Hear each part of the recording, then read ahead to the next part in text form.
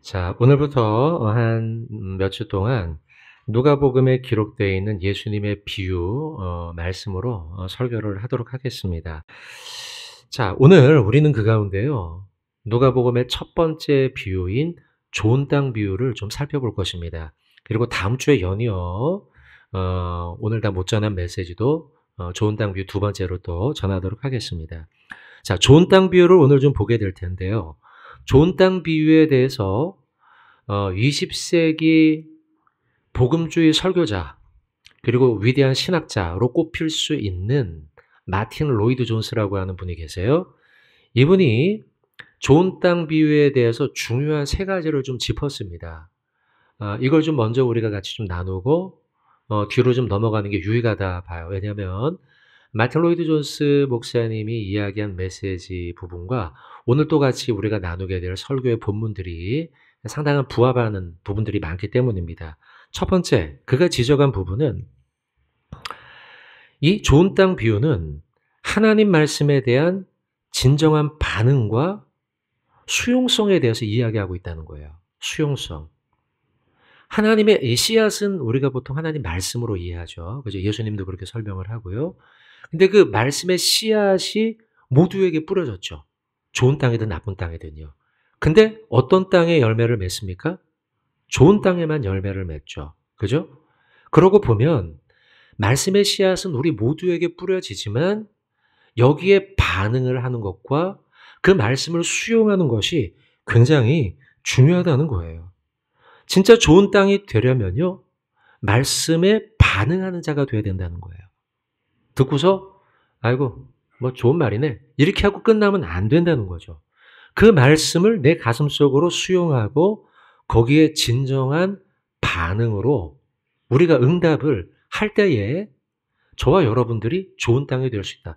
마틴 로이드 존스가 이야기하는 중요한 부분이죠. 지금도 우리는요.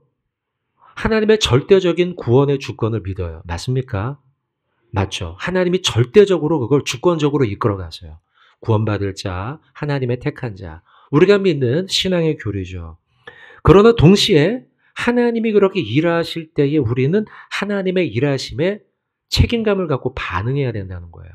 팔짱 끼고 있거나 아니면은 그냥 뭐 먼 산 쳐다보고 있거나 그러면 안 되고요. 하나님이 일하실 때에 우리는 책임감을 가지고 구원받은 책임감을 가지고 거기에 반응하는 자가 돼야 된다는 거죠. 이것의 조화를 이루는 비유가 바로 좋은 땅의 비유라는 거예요. 세 번째, 그가 짚고 있는 세 번째는 열매는 인내와 지속적 순종의 결과라는 거죠. 누가 열매를 맺는가라는 부분에서 이 마틴 로이드 존스가 중요한 부분을 지적하고 있어요. 인내라는 거예요. 인내. 인내할 때에 아름다운 열매가 맺힌다는 거죠. 자, 이와 같은 마틴 로이드 존스 세 가지를 좀 봤는데요. 이제 오늘 본문에 대한 주해를 조금 좀 하도록 하겠습니다. 우리가 다루는 이 좋은 땅 비유는 여기 계신 분들 제가 봐선 90% 이상은 다 내용을 알고 계실 겁니다. 길가, 두 번째 뭐죠? 바위 위에 돌짝밭, 세 번째는요? 가시떨기, 마지막 네 번째가 좋은 땅 이렇게 되죠. 이 네 가지에 대해서 기본적인 이해도 여러분들이 다 있으실 거예요. 자, 이 비유에 대해서 조금 먼저 보기 앞서 전후를 좀 보고 싶은데요. 전후를 통해서 우리가 알고 싶은 건 이 비유를 누가 들었는가? 어떤 사람이 들었는가? 원청자, 텍스트 어디언스, 예수님 시대 이 사건이 벌어질 당시에 그 사람들은 누구냐? 요걸 좀 볼게요. 일단 앞부분을 좀 볼 필요가 있는데 7장을 보시면 7장 1절로 10절 사이에 한 가지 사건이 나오는데요. 백부장의 종을 고치는 사건이 나옵니다. 백부장의 종을 고치는 백부장 그 종을 고치니까 그 종이 얼마나 좋았겠습니까? 또 그 종 주변 동료들도 있었을 거 아닙니까? 여러분 백부장에게 군사가 몇 명 있는지 아십니까? 예, 아시네요. 네. 천부장은 1000명, 백부장은 100명. 그렇게 해서 로마의 장군입니다. 군사입니다. 그렇게 밑에 있는 군사를 두고 있는 꽤 그 지역에서는 유력한 사람이에요. 그의 종을 고쳐줬으니 그 종의 동료였던 나머지 99명도 소문이 났겠죠. 그리고 주변에 있는 여러 사람들에게도 소문이 났을 거예요. 많은 사람. 두 번째, 7장 11절로 17절을 보시면 과부의 아들을 살립니다. 과부의 아들이 살아나요. 얼마나 놀라운 기적의 사건입니까? 그러니 과부의 친구들과 살아난 그 아들의 친구들, 그리고 주변의 많은 사람들이 이 소식을 듣게 되었을 거예요. 그리고 세 번째, 36절로 50절에는 바리새인의 집에 청함을 받고 그 집에 예수님이 가셨고, 이어서 죄 지은 한 여자가 향유 옥합을 담은 옥합을 깨뜨리고 예수님 발 닦아주죠. 설교 때 제가 많이 언급을 했기 때문에 이 금액이 얼마나 되는지는 잘 아실 거예요. 1년치 연봉이에요. 향수가요. 향수 기름이 그만큼 비싸요. 근데 그걸 깨뜨렸으니 그 동네 온 사람들이 이 소식을 다 들었겠죠. 그러고 보면 여러분, 7장에서 이미 예수님은 많은 사람들의 관심과 예수님이 어떤 말씀을 전하시는지, 예수님이 어디로 이동하시는지, 그의 행보, 많은 관심을 받고 이미 예수님이 있었다는 거예요. 4절을 오늘 보면 누가복음 8장 4절 비유가 시작이 되는데요. 비유가 시작이 되는 9절에서 자 봅시다. 각 동네 사람들이 예수님께 나왔다. 이 표현이 있죠. 이 표현이 바로 제가 지금 7장을 짚어가면서 설명을 드린 내용과 연결이 돼요. 조금 전에 봤던 백부장의 종들, 그리고 과부의 아들과 동료들, 이웃들, 그리고 향유옥합을 깨뜨린 그 집 주변의 이웃들, 많은 사람들, 각 동네 사람들이 예수님께 나왔다는 거예요. 그리고 그들이 큰 무리를 이루었어요. 그리고 예수님께서 드디어 비유로 말씀하신다는 거예요. 다양한 종류의 사람들이 여기 모여 있는 겁니다. 그리고 예수님은 다양한 종류의 사람들에게 비유를 하고 계신 겁니다. 그 가운데는 여러분들 돈 많은 사람도 있고 가난한 사람도 있고 바리새인도 있고 서기관도 있고 여러 종류의 사람들이 거기에 있었어요. 많은 사람들. 그리고 비유로 하시는데요. 비유는 이중성을 가지고 있습니다. 한 가지는 드러냄의 성격, 두 번째는 감춤의 성격이에요. 예수님이 비유를 하시는 첫 번째 이유는 깨달아 알으라는 거죠. 그게 드러냄의 성격이에요. 비유는요. 그래서 비유를 사용하신 거죠. 근데 동시에 비유는요. 감추려는 목적도 있어요. 이상하죠? 복음을 알아들어야 될 텐데 왜 감추려고 하셨을까요? 완악한 의지로 복음을 배쳐가던 이들이 있었기 때문이죠.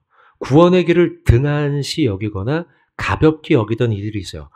놀라운 설교를 했음에도 불구하고 진리를 전파했음에도 불구하고 들은 이들이 가볍게 여긴 거예요. 그리고 그 말씀을 오히려 악용하던 이들도 있었습니다. 누가 그래요? 대제사장이나 바리새인들이요. 나중에 십자가 재판을 할 때 예수님이 했던 주옥 같은 설교를 끌어와서 인용해서 당신은 이런 얘기했지라고 말하며 예수님의 설교를 악용하지 않았습니까?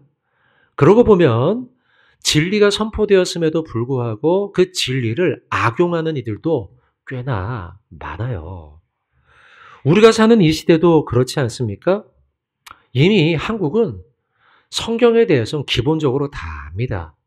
어떤 분은 자기도 신학을 했는데 그 신학을 한 내용을 가지고 누군가를 공격하는 인용구로 사용을 하고, 그러고 보면 여러분 악용할 수 있다는 거예요. 복음을요. 우리가 살피는 누가복음 첫 번째 좋은 땅 비유는요. 4가지 땅이 나옵니다. 길가, 바위, 가시떨기, 좋은 땅. 자, 길가의 땅은 밟히고 새들이 먹어버리죠. 바위의 씨앗은 싹이 나다가 말라버립니다.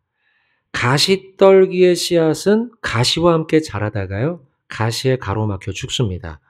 좋은 땅의 씨앗은요. 나중에 100배 결실을 맺죠. 자, 이렇게 4가지의 이 땅을 이야기하는 이유는 아까 많은 사람들, 여러 종류의 청중들이 그 앞에 있었기 때문입니다. 시간이 조금 지나서요. 그들에게는 많은 청중들에게는 비유의 깊은 의미를 이야기하지 않으셔요. 예수님이. 왜냐하면 그 비유의 뜻을 듣고서 가지고 가서는 그걸 자기 뜻대로 악용할 수 있으니까요. 그래서 그들에게는 전하지 않고 비유만 전하고 들을 귀 있는 자는 들을지어다 이렇게 말씀하시면서 시간이 조금 지나 청중이 바뀌게 됩니다. 누가복음 8장 9절이에요. 보시면 누구로 바뀝니까? 청중이요. 제자들로 바뀌죠. 핵심 멤버들, 내가 믿고 말할 수 있는 사람들이에요. 그러자 그들만 남게 되자 예수님은 이 네 가지의 땅이 무슨 의미인지에 대해서 비유를 풀어 설명하게 됩니다. 제자들만 남게 되었을 때 예수님께 비유의 뜻을 묻습니다. 그리고 예수님은 비유의 뜻을 풀어주십니다. 자, 이제 한 가지 한 가지씩 땅을 좀 보도록 하겠습니다. 땅을 보기 전에 여러분, 자, 왜 예수님은 청중들에게 좋은 땅 비유를 하셨을까요? 이 비유를 하신 의도와 목적이 뭐냐는 거죠. 다시 말하면 청중들이 이 비유를 듣고 어떻게 살아가기를 원하셨을까요? 예수님 앞에 모여있는 다양한 사람들, 다양한 형편 속에서 그들은요, 사탄의 시험 가운데 빠질 수 있음을 보여주기 위함입니다. 여러분, 네 가지 땅 중에 열매 맺는 땅은 몇 개입니까? 한 개밖에 없어요. 네 가지 땅에 모두 다 씨앗이 뿌려졌지만 이 네 가지 중에 세 개의 땅은 모두 다 열매 맺지 못했어요. 열매를 조금 맺는 듯 보였다가도요, 결국은 말라 죽게 되거나 가로막혀 죽게 되죠. 그러고 보면 4분의 3은 모조리 다 실패했다는 사실이에요. 실패. 자, 이걸 우리는 경각심을 가져야 된다는 거죠. 자, 이 모든 길가에 대해서 좀 보도록 하겠습니다. 첫 번째 길가입니다. 첫 번째 길가 누가복음 8장 12절인데요. 같이 한번 읽어봅시다. 길가에 있다는 것은 말씀을 들은 자니 이에 마귀가 가서 그들이 믿어. 자, 길가의 상태는요, 듣기는 듣는 겁니다. 말씀의 현장에는 있다는 거예요. 그렇지만 그 말씀을 내 마음의 표면, 속으로 받지 못하는 거, 흡수하지 못하는 거예요. 흡수해서 받아들여야 되는데요. 듣고는 튕겨내는 상태인 거죠. 마음의 표면을 뚫지 못해요. 강력한 말씀임에도 불구하고 내 마음의 밭이 너무 딱딱해서요. 길가여서요. 말씀을 튕겨내는 사람인 거죠. 좋은 이야기네. 그러나 아니야. 괜찮은 이야기네. 그러나 아니야. 라는 거죠. 예수님 시대 바리새인과 서기관들이 그런 인물 아니겠습니까? 좋은 이야기네 했지만 자기의 뜻과 맞지 않으면 거절하던 자들. 이게 길가의 상태예요. 저는 우리 가운데 길가의 상태에 있는 분이 한 분도 없는 줄로 믿습니다. 여러분, 아그리빠 왕, 요건 좀 넘어가기로 하고요. 여러분, 우리의 마음의 상태가 누가복음 8장 5절의 말씀 보시면 씨를 뿌리는 자가 그 씨를 뿌리러 나가서 뿌릴새 덜어는 길가에 떨어짐에 밟혀요. 밟힌다는 건 사람들이 밟는 거죠. 그럼에도 불구하고 그 씨를 치우지 않은 거예요. 가치 없게 여기는 거죠. 또한 공중의 새들이 먹었다라고 하는데요. 유대 문학에서는 공중의 새들을 보통은 사단으로 비유합니다. 그러니까 말씀의 씨앗을 흡수하면 내 것이 되어서 더 이상 이것을 사단이 빼앗아갈 수 없는데 흡수하지 못하고 있다 보니 이 말씀의 씨앗을 사단이 빼가는 거죠. 사랑하는 성도 여러분들, 우리가 사는 시대를 말씀의 홍수의 시대라고 하지 않습니까? 말씀의 홍수의 시대인데도 불구하고 그 말씀을 내가 길가가 되어서 흡수하지 못한다면 사람들은 그 말씀을 짓밟을 것이고 사단은 그 말씀의 씨앗을 빼앗아가 버릴 거예요. 여기에 대해서 에스겔 선지자가 우리에게 경고하는 메시지가 있어요. 너의 마음의 밭을 딱딱하게 하지 말라는 거예요. 길가처럼 되게 하지 말라는 거죠. 이게 어쩌면 오늘 결론 성경 구절이 될 것 같은데요. 에스겔서 36장 26절 말씀에 집중하면서 한번 같이 읽어보겠습니다. 너희에게 새로운 마음을 주시고 너희 속에 새로운 영을 넣어주며 너희 몸에서 돌같이 굳은 마음을 없애고 살같이 여기에서 핵심되는 단어 두 가지만 한번 짚어보시겠습니까? 두 단어. 하나는 돌이겠고요. 하나는 살이겠죠. 돌, 딱딱한 마음이에요. 물론 오늘 비유에서 돌짝은 조금 좀 다릅니다만 저는 길가에 이것이 딱 맞는 말씀이라고 생각이 들어요. 돌같이 딱딱한 길가가 되어서 딱딱해요. 내 마음의 표면이요. 그래서 하나님의 말씀을 흡수할 수 없는 상태가 되면 안 된다는 거죠. 자, 두 번째는요. 바위의 상태예요. 누가복음 8장 13절을 보시면 바위 위에 있다는 것, 바위의 비유죠. 바위의 비유는 여러분 처음에는 믿다가 그래서 믿었기 때문에 조금의 뿌리를 내린 상태예요. 이게 좀 이해가 안 될 수 있는데 쉽게 이해하려면 바위가 있는데요. 바위 위에 흙이 조금 덮여 있는 상태라고 생각하시면 됩니다. 바위가 있고 한 요 정도의 흙이 있는 거예요. 그러면 씨가 뿌려지면 요만큼은 뿌리를 내릴 수가 있겠죠. 예수님께서 비유로 누가복음 8장 6절에 비유 가운데 이 표현을 쓰셨어요. 습기라는 단어인데요. 습기. 그죠? 요만큼의 흙에 약간의 습기가 있는 거죠. 그래서 뿌리를 내린 거예요. 처음에. 그래서 믿음이 잘 자라는 것 같았어요. 그런데요. 비가 안 와요. 그럼 요만큼의 흙이 어떻게 돼요? 말라버리겠죠. 성령의 강물이 내게 흘러와야 되는데 그러기엔 너무 얕아요. 돌밭의 비유예요. 사울왕이 대표적인 사람 아니겠습니까? 결국 깊이가 얕다 보니 메마르게 돼 있죠.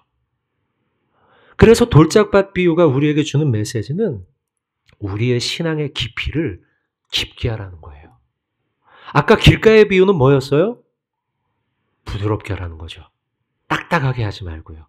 그리고 이 돌짝밭의 비유는 깊은 신앙인이 되라는 거예요. 깊은 신앙인. 자, 세 번째 비유입니다. 세 번째 비유는 가시떨기의 비유예요. 누가복음 8장 14절의 말씀인데요. 같이 한번 보겠습니다. 읽겠습니다. 가시떨기에 떨어졌다는 것은 말씀을 들은 자이나 지내는 중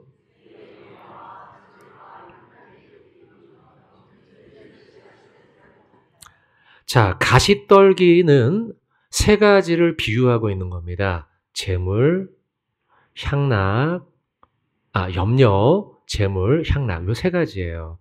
이것이 우리의 신앙의 가시가 될 수 있다. 막 믿음이 자라요. 땅도 괜찮았어요. 깊이도 괜찮고요. 그래서 씨가 뿌려지고 뿌리가 내리기도 했어요. 근데 막 자라는데요. 여기 위에 가시덤불은 세 가지였죠. 염려, 재물, 향락 이런 게 가로막혀 있으면 자라다가 더 이상 자랄 수 없어 죽게 되는 것이죠. 여러분 그래서 너무 이 세상을 살며 염려할 필요가 없어요. 염려는 우리의 신앙을 갉아먹게 됩니다. 그래서 여러분 저도 살다가 보면 염려와 걱정이 있잖아요. 그러면 밤에 자면서 이렇게 생각합니다. 그래, 내일 아침이 되면 새로운 하루가 시작이 되지. 하나님이 나를 인도할 거야. 어때요, 여러분? 그렇게 살아야 돼요. 무거운 짐은 예수 앞으로 가져가는 것이죠. 수고하고 무거운 짐들을 주 앞에 들고 나가면 그 가시를 다 치워주신다는 거죠. 염려하지 말라는 거예요. 또한 두 번째는 재물이었어요. 재물은 우리의 신앙을 우리의 신앙을 방해하는 가시가 될 수 있어요. 재물에 대한 집착이죠. 물론 재물이 나쁜 건 아닙니다. 그 재물을 우리가 어떻게 사용하며 어떻게 관리할 것이냐, 청지기. 이것이 중요하죠. 근데 재물에 대해 너무 집착하는 순간 그것이 가시가 되어서 우리의 신앙을 자라는데 방해를 할 거라는 거죠. 심지어 사도 바울은 디모데전서 6장 10절에 재물에 대해 경고합니다. 돈을 사랑함이 일만 악의 뿌리가 된다. 수많은 악의 뿌리의 근원이 돈을 너무 사랑하는 것이라는 거예요. 하나님보다 재물을 더 사랑함으로 재물이 우리의 삶에 우상이 되는 것을 경고하는 메시지죠. 마태복음 6장 24절도 예수님께서 우리에게 재물에 대해 경고하세요. 두 주인을 섬길 수가 없다는 거예요. 자, 그 다음 재물을 했고요. 세 번째 향락이었죠. 아까 누가복음 8장 14절에요. 가시에 해당이 되는 것이 향락입니다. 즐거움이죠. 즐거움. 즐거운 일들. 건전한 즐거움이 아니라 불건전한 즐거움을 이야기하는 겁니다. 불건전한 즐거움. 특별히 향락은요. 누가복음에서만 사용된 표현이에요. 이 누가복음에서 향락이라는 단어를 사용하면서 이 가시덤불을 이야기한 이유는요. 누가복음의 독자들이 이방 헬라인들이 많았기 때문이에요. 마태복음이나 마가복음은 독자가 달랐지만 누가복음은 이방 헬라인들이 대상이 되었는데요. 이방인들은 이교도를 따르는 습관들이 있었죠. 근데 이교도들은 대다수 향락적 문화를 동반합니다. 안 믿었을 때는 그 일이 너무 당연했던 거예요. 그런데 이제 예수 믿고 난 다음에 그 유혹을 끊자니 굉장히 어려운 거죠. 그러다 보니 누가복음은 이런 이방인들을 대상으로 해서 신앙적인 권면을 하며 여러분들 그런 향락은 여러분의 신앙의 가시가 됩니다. 그래서 잘하다가 그것을 만나는 순간 더 이상 잘할 수 없고 무너져 내리게 돼 있습니다. 라고 경고하는 메시지가 바로 이 가시덤불의 이야기예요. 그래서 누가복음 8장 14절 세 번째 가시덤불의 세 번째 염려와 재물과 향락 이것을 지적하고 있는 것이죠. 여러분 우리 시대 역시 향락은 믿음의 성장을 저해합니다. 사랑하는 성도 여러분들 우리는 오늘 말씀을 맺습니다. 좋은 땅 비유 가운데 세 가지의 땅을 좀 봤습니다. 세 가지의 땅 첫 번째는 길가, 두 번째는 돌밭, 그리고 세 번째는 가시떨기. 가시떨기 가운데는 세 가지의 비유를 또 봤죠. 이생의 염려, 그리고 재물, 그리고 향락. 이런 것들이 우리의 신앙을 저해하고 있다는 거예요. 왜 예수님이 이런 비유를 하셨을까 생각해 보면 그 자리에 앉아있던 많은 청중들이 이런 문제 가운데 신앙에 자라지 못했기 때문이에요. 그게 비율적으로 몇 분의 몇? 4분의 3. 여러분 4분의 3이에요. 그렇게 많아요. 우리도 마찬가지예요. 그렇게 많아요. 나 자신을 생각해 보세요. 내가 하루 24시간 온종일 4분의 4 모두 다 좋은 땅으로 살아갑니까? 내가 지난 일주일 7일 동안 모두 다 좋은 땅이었습니까? 이 말씀은 우리에게 경고하고 있는 거예요. 너 4분의 3이 되면 안 돼. 4분의 1이 돼야 돼. 너 4분의 1을 넘어 4분의 4 전체의 삶이 하나님이 기뻐하시고 찾으시는 좋은 땅이 돼야 돼. 이 말씀을 우리에게 하고 있는 거예요. 좋은 땅 돼야지 라는 메시지, 그저 그런 메시지가 아니라 우리에게 경고하는 메시지예요. 그래서 예수님은 처음에 그들에게 다 얘기할 수 없었어요. 그리고는 비유만 조금 하시고 입을 다무신 거예요. 만약 비유를 다 풀어 말했으면 그들이 뭐라고 했을까요? 예수 양반, 나한테 하는 얘기야? 이랬을 거예요. 나보고 길가라는 거야? 나보고 지금 가시떨기라는 거야? 따졌겠죠. 그래서 예수님은 감추셨죠. 비유의 목적 두 번째. 감추셨죠. 그리고 제자들만 남았을 때 그들에게 풀어 말씀하신 거예요. 얘들아, 이 땅은 이런 의미야. 이 땅은 이런 의미야. 근데 말이야. 그런 땅들이 4분의 3이야. 우리는 이제 좋은 땅을 기경해야 돼. 우리에게 도전하고 계신 거예요. 사랑하는 우리 성도 여러분들, 우리 앞으로의 삶, 2025년 한 해의 삶이 4분의 3이 아닌 4분의 1을 이루고 좋은 땅을 이루는 그런 복된 인생 되시길 주님의 이름으로 축원드립니다.